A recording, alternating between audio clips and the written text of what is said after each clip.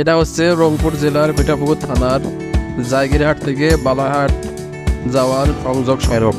এই সড়ক সম্পর্কে আমার তেমন কোনো মন্তব্য নাই, শুধু একটাই বলবো, আমাদের মুন্সিগঞ্জ থেকে জায়গির যেতে যতটা কষ্ট না হয়, জায়গির থেকে বাড়ি যেতে তার বেশি কষ্ট হয়।